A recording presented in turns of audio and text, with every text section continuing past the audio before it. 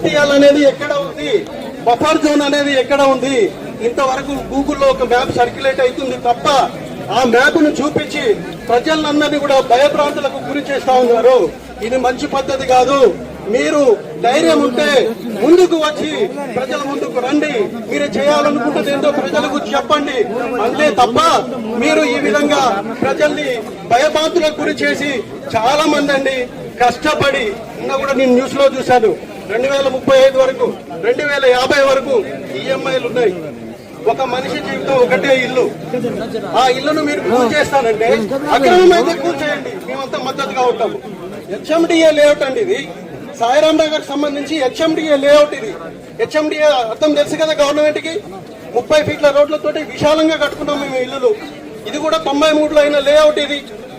ఆ తర్వాత కూడా అన్ని రకాల పర్మిషన్లతోటి లోన్లతోటి దాదాపు 25 సంవత్సరాలు 2 జనరేషన్లు ఇక్కడ కాపురం ఉంటున్నాయి. మీరు ఏదో కాంపన్సేషన్ అంటున్నారు. కాంపన్సేషన్ గురించి మీరు మాట్లాడదలుచుకోలేదు. కాంపన్సేషన్ ఎవరికి కావాలండి? కాంపన్సేషన్ ఎవడనుకుంటున్నారు? కాంపన్సేషన్ మాకు అవసరం లేదు. అందరు కూడా ప్రైవేట్ ఉద్యోగస్తులు, ఇక్కడ ఉన్న వాళ్ళు కూడా అందరూ ప్రైవేట్ ఉద్యోగస్తులు.